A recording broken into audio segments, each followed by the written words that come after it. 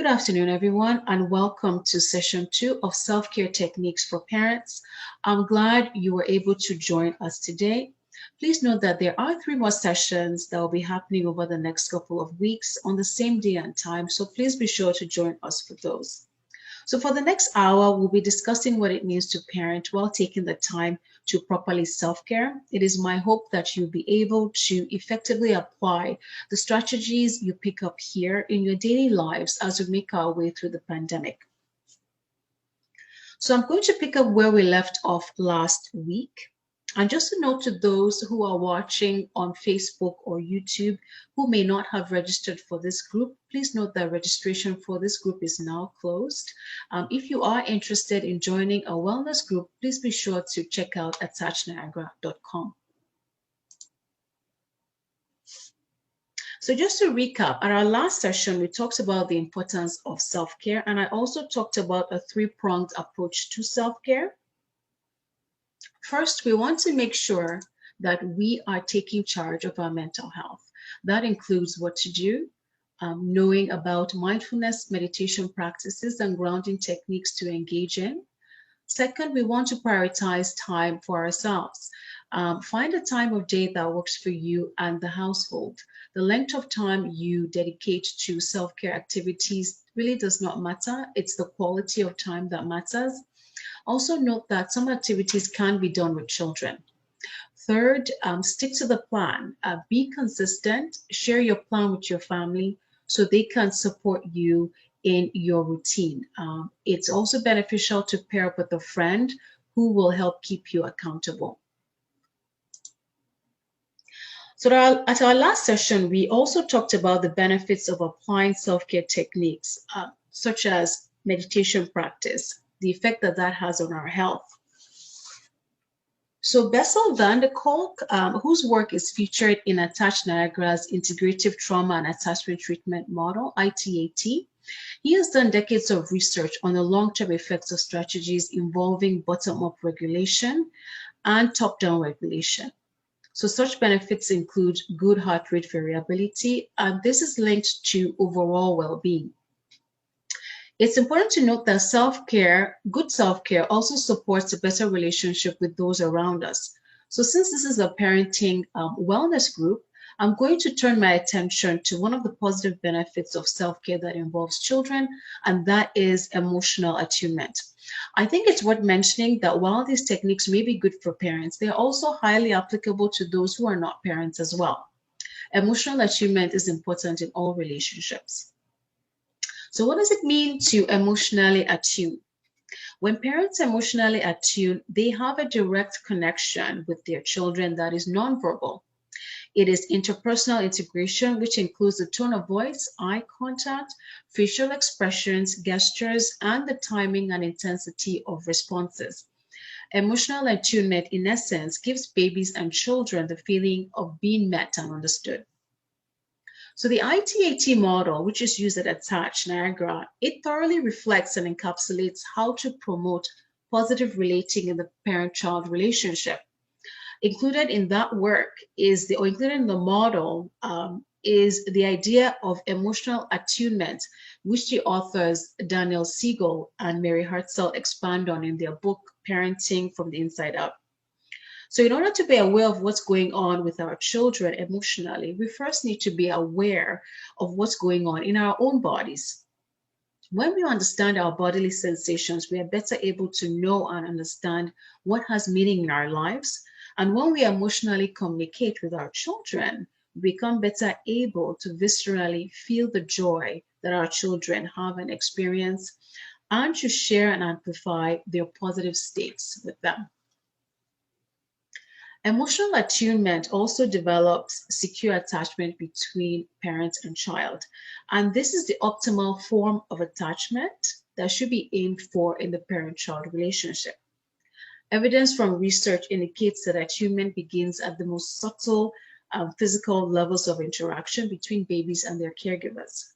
So even from inside the womb, babies learn musicality from hearing their mother's verbalizations. The tricky thing about emotional attunement is that it cannot coexist with stress. To achieve a stress-free state, there has to be a balance between the effect of the amygdala on our behavior and the engagement of the prefrontal cortex. So at our last session, I talked about the role that the amygdala, which is also known as the smoke detector of our brain, the role that it plays in our emotional states. So the amygdala, which is part of the limbic system, is the seat of the emotional brain. So it dominates whenever there's loss of control over our emotions. So when a person experiences loss of control over their emotions, areas of the brain like the dorsolateral prefrontal cortex, that is impacted, making it difficult to, for instance, recall a phone number from our working memory. So to better illustrate why it is impossible to emotionally attune in moments of stress or loss of control over emotions, I'm going to read an excerpt from Parenting from the Inside Out by Daniel Siegel and Mary Hartzell. And this story is actually about, it involves one of the authors, Daniel, his experience with his son. So this excerpt is titled Parental Meltdown at the Toy Store, and it can be found on pages 205 to 207.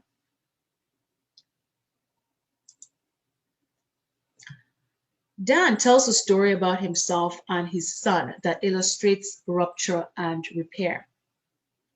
I had made a plan with my 12-year-old adolescent son to go to the toy store to get an extra piece of hardware he had been wanting for his video game set. The only time we could go on that day was right before a very important meeting. It left us with only half an hour for the trip to the store. I felt pressured and uneasy about the timing, but did not want to disappoint him and said yes when I should have postponed the trip for another day. We skipped lunch and went to the store and found the item we wanted. While the clerk was getting it, which cost $20, my son had a few minutes to look around at some newly released software and saw an expensive new baseball video game that he wanted to buy. I wasn't prepared to spend more time or more money and told him we've got to go and that's too much money. He wanted to use some of the $65 he had saved from his allowance and doing extra chores, but I tried to convince him to consider a less expensive game instead. We argued about the merits of his choice of game, the value of money, and his not needing to have everything his friends had. I was feeling hungry, pressured, and preoccupied about the meeting and irritated that he could not be satisfied with the games he already had and was asking for one more thing. I started lamenting to myself how modern American life is so filled with material goods that it is hard to help kids develop good values. Then I started to give him the parental lecture. Well, $40 is a lot of money. You need to plan ahead of time for this kind of purchase. You need to appreciate the things you have. You can't buy everything you want. You can think about it this week, and if you want it next weekend, I'll bring you back here and you can buy it with your own money.